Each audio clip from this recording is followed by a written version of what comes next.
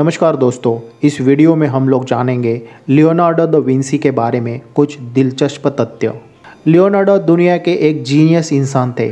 उन्हें एक नहीं अनेक चीज़ों में महारत हासिल थी। दोस्तों, हम जैसा एक साधारण इंसान एक या दो चीज़ों में मास्टरी हासिल कर सकता है, लेकिन लियोनार्डो एक असाधारण व्यक्ति थे।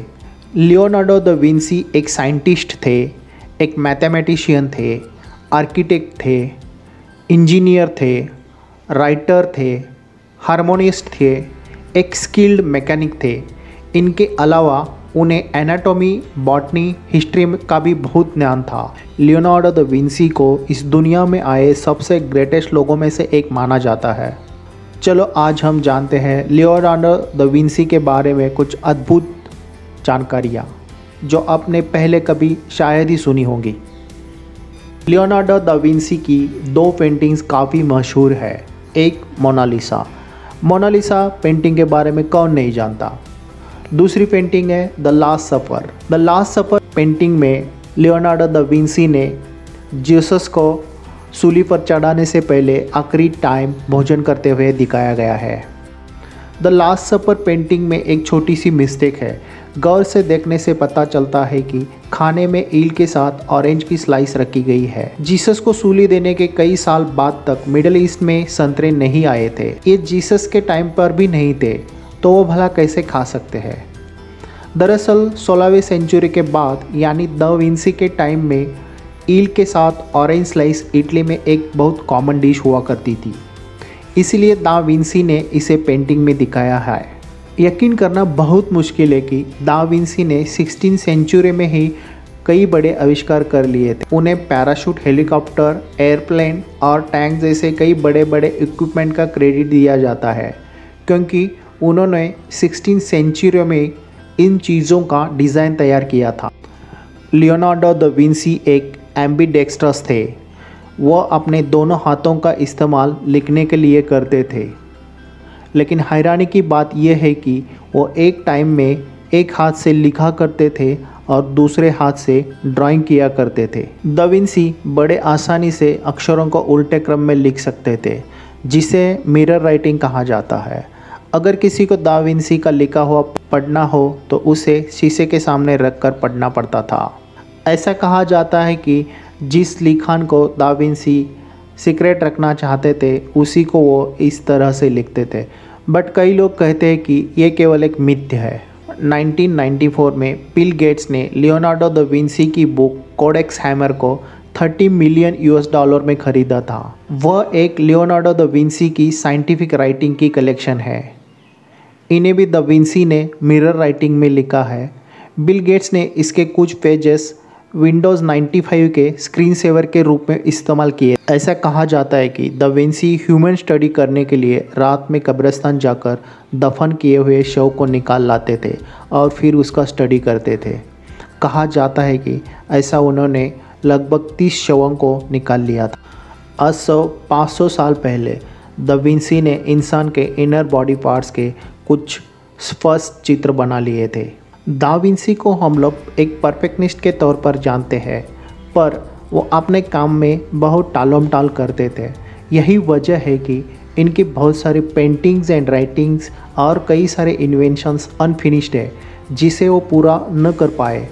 दा विंसी के बाद उनके द्वारा बनाए गए ही इन अनफिनिश्ड डिज़ाइन के बारे में कई इन्वेंशंस किए गए।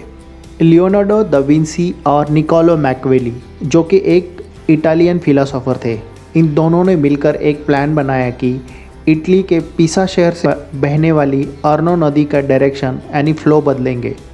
दोनों ने प्लान किया और काफ़ी कोशिशें की, बट ये दोनों नाकामयाब रह गए।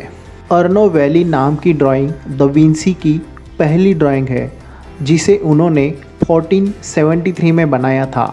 लियोनार्डो द विंसी कभी स्कूल नहीं गए। उन्हें सिर्फ लिखने और पढ़ने के अलावा किसी भी प्रकार का फॉर्मल एजुकेशन नहीं मिला।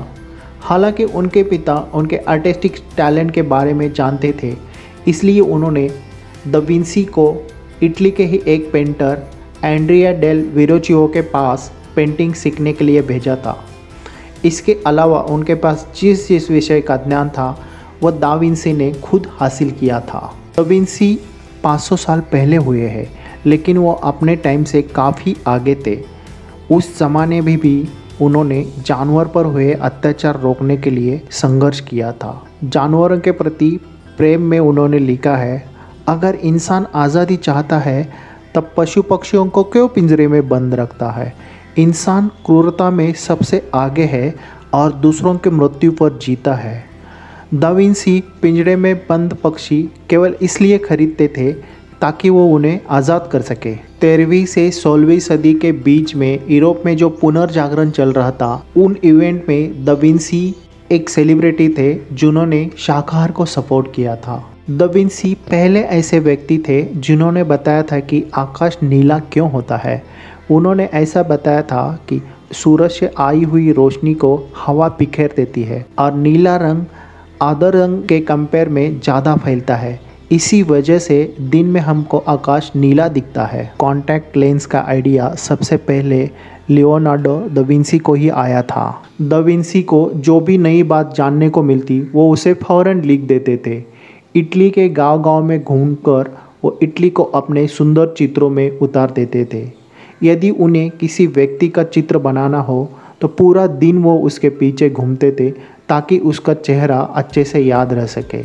फिर वो घर जाकर उसका चित्र ऐसा बनाते थे जैसे मानो वो सामने ही बैठा हो। दा विंची उनका सरनेम नहीं है, बल्कि विंची इटली का एक शहर है जहाँ लियोनार्डो का जन्म हुआ था। दा विंसी का मतलब होता है ऑफ विंसी, यानी विंसी का रहने वाला। दा विंसी के अंतिम शब्द थे, मैंने भगवान और इंसान दोनों को नाराज़ किया है। मैं अपनी ज़िंदगी का जितना सदुपयोग कर सकता था उतना नहीं कर पाया। अगर आपको ये वीडियो अच्छी लगी हो तो लाइक ज़रूर कर देना, और आप चैनल पे नए हो तो चैनल को प्लीज़ सब्सक्राइब कर देना। Thank you very much.